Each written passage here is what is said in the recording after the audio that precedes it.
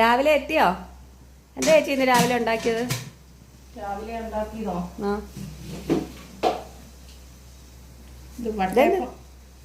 വട്ടയപ്പോ? വട്ടയപ്പം ഇതാണോ രാവിലെ ഉണ്ടാക്കിയത്? ഇതൊക്കെ രാവിലെ ആരെങ്കിലും തിന്നോ? അയ്യോ, ഇത് രാവിലെ എന്നോ വൈകിട്ടെന്നോ ഉച്ചയ്ക്കെന്നോ ഒന്നുമില്ല. പിന്നെ നേരം വെളുത്ത് പിന്നെ ചായക്ക് തിന്നുന്നത് ഇതല്ലേ?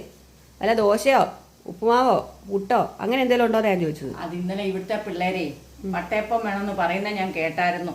പിന്നെ പിള്ളേർ അങ്ങനെ പലതും പറയും. നിങ്ങളുടെ പിള്ളേർ പറഞ്ഞു കേട്ടോ, എന്റെ മക്കളെ കാര്യമല്ല ഞാൻ പറഞ്ഞത്. ആ പിള്ളേർ അങ്ങനെ പറയുന്നത് കേട്ടിട്ട് പിള്ളേർ പറയുന്നത് കേട്ടിട്ട് പറയുന്ന പോലാണ് ഇവിടെ വെക്കുന്നത്. പിന്നെ നിങ്ങൾ പറഞ്ഞില്ലല്ലോ രാവിലെ എന്താ വേണ്ടേന്നു. ഇതിപ്പോ ആര് തിന്നാനാ ഇത്രയും സാധനം? ആര് തിന്നാനാന്നോ? എന്തോ ഇത് ഇതിന്റെ രുചി എന്നാ? രുചി എന്നാ തന്നെ ഒന്ന് നോക്കട്ടെ. തിന്നു നോക്ക്.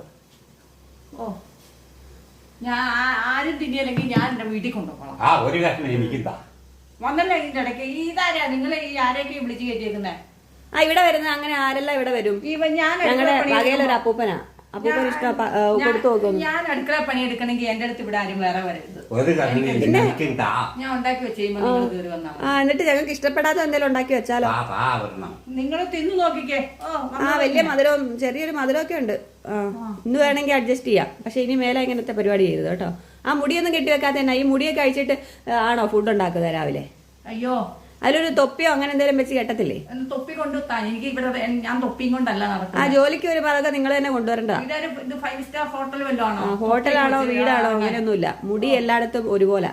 ഓ, ഒരു അഹങ്കാരം കണ്ടില്ലേ ഞാനിവിടെ ഈ അടുക്കള. അതെ, ഇന്നിപ്പോ ഇത് രാവിലെ പിള്ളേരാരും തിന്നിയല്ല. അതുകൊണ്ട് വേറെ എന്തെങ്കിലും ഉണ്ടാക്കിക്കോ കേട്ടോ.